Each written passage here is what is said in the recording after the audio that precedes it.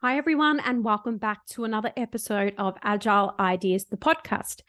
I'm Fatima, CEO at Agile Management Office, mental health ambassador, and your host. In today's episode, I delve into an area that I am spending a lot of time in and have done for the last 20 years, and that is all about the Project Management Office. And in this episode, I talk to you about the Project Management Office trends for 2023.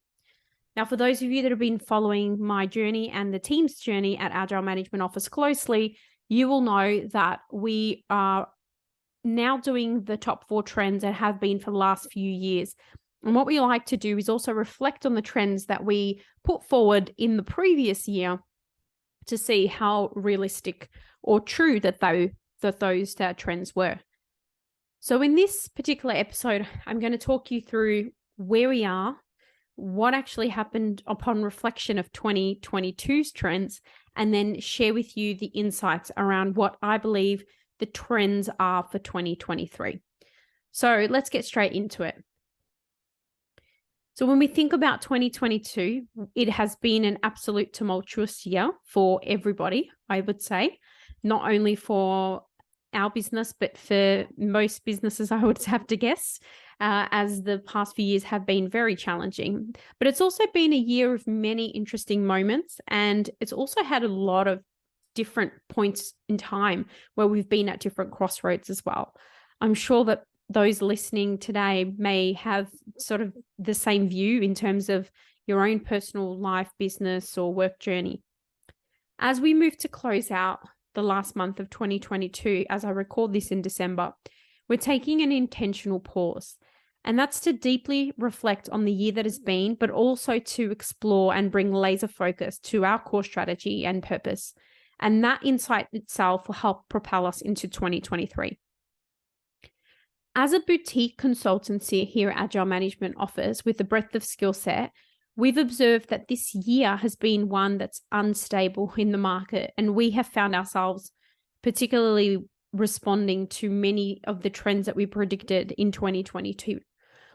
And when we think about some of those trends, one of the ones we spoke about highly, and it's actually been a really big insight and opportunity for us, has been around the attraction and retention of top talent.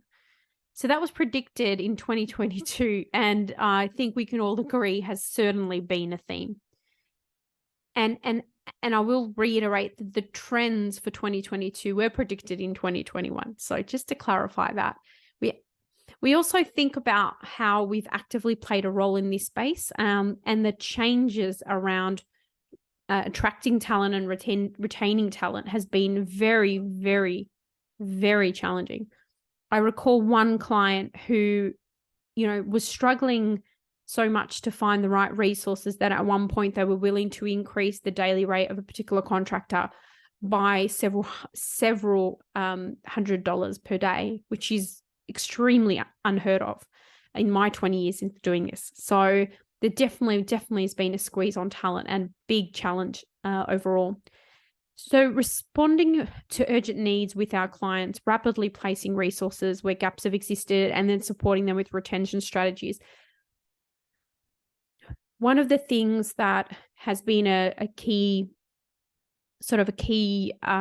question mark or a key opportunity for some clients has been around talent pipeline management. And that's one of the things that we've sort of been supporting and assisting with. It's about understanding the right resource profiles, but also overlaying the risk profile in that space as well, particularly around projects, programs, and portfolios.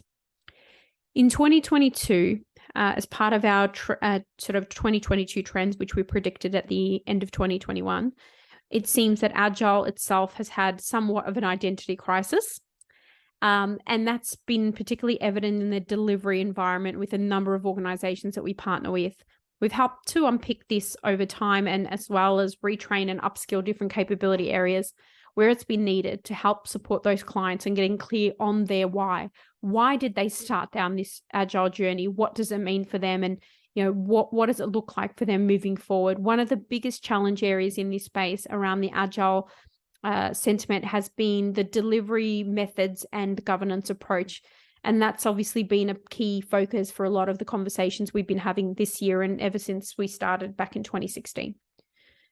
Overall, we know it's been complex, there's been uncertainty, it's been volatile, and there's been a significant unease in different working environments, in particular with the challenges associated with remote working. And there's definitely been a huge push to lean into the leadership and coaching skill set that we've continued to develop over time. But we see the leadership and coaching piece being a key theme for next year as well, as part of what we're seeing with clients and what their needs are and what they're requesting. So now that we've covered a little bit of a snapshot of how predicted trends have eventuated, I'd like to delve deeper into 2023 and what's on the cards for PMO moving forward. So starting with the first one. So this one is probably not going to be a surprise at all, but it's remote working. Remote working is here to stay, whether we like it or not. And I have seen a significant variation between approaches across organizations of all sizes, from very small businesses right through to multinationals. And I think the whole remote working discussion is going to continue to go even further in 2023. Even working with fully remote teams being part of the conversation, it's not just a matter of a short-term focus, but actually a continuing reality. When we think about how this relates or is relevant for PMOs, the trick is for the PMO to ensure that the ways of working support this. Some of this is obvious, for example, systems needed to support remote collaboration, delivery transparency, and governance, which are a given, but we also expect that there to be significant change for PMO and that we will continue to play a broader role in the execution around supporting employee well-being over the coming years. And that's going to be measured. One of the ways will be through retention and retention metrics.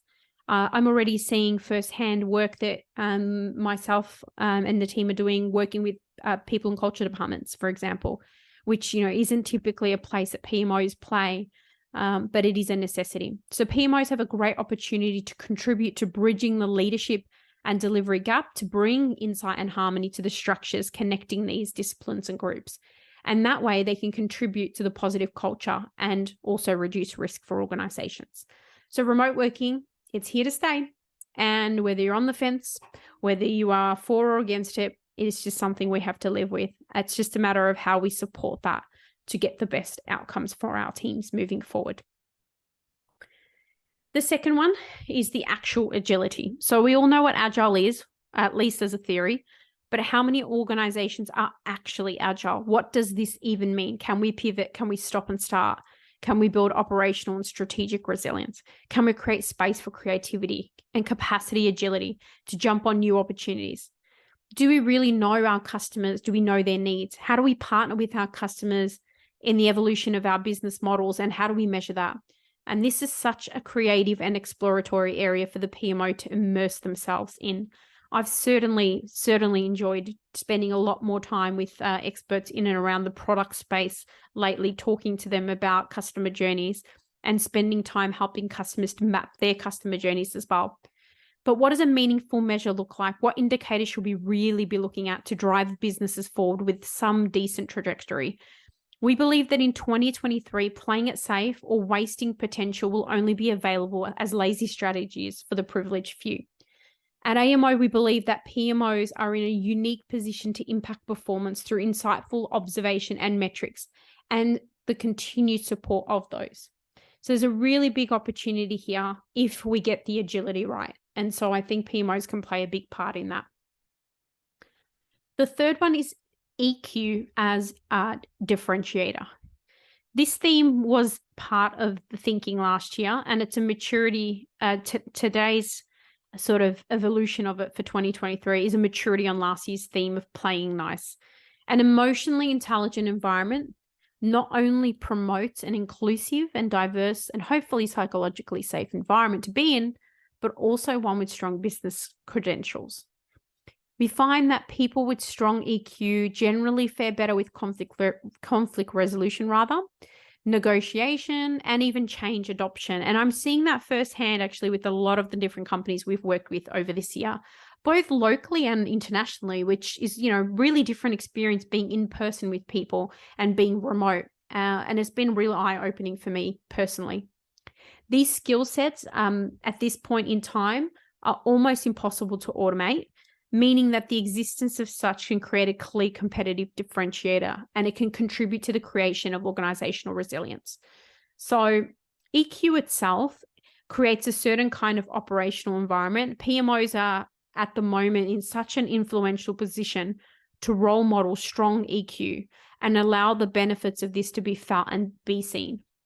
Delivery environments are quite often complex, and they're, a complex web of socio-political interactions with different sort of views and different challenges and complexities, and at a time, very conflicting agendas. And I think that PMOs themselves have a responsibility to use their privilege of neutrality to guide interactions for equitable outcomes.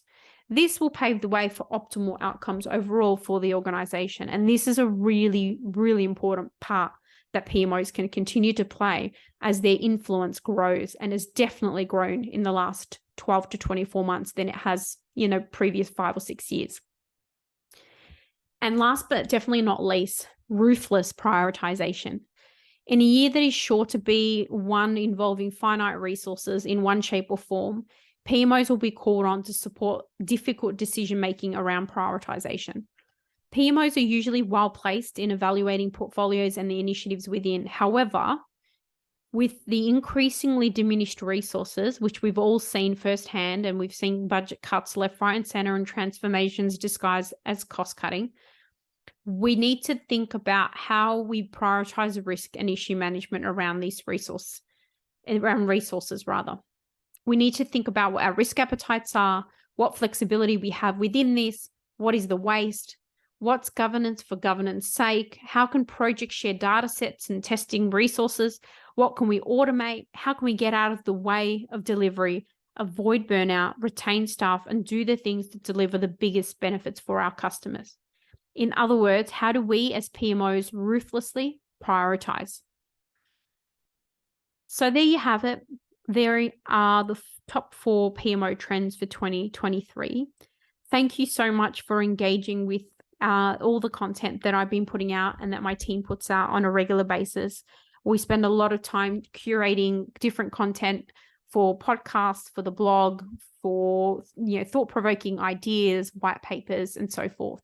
And we hope that we've left you with something that resonated, and that perhaps you can use as a springboard to research more and more and consider how you personally will set yourself up for a great 2023 in your role moving forward. We'd love to hear from you at all times. So if you have any of your own observations, please reach out to me on LinkedIn. You can reply directly in the podcast, leave us a review. That would be the nicest Christmas present.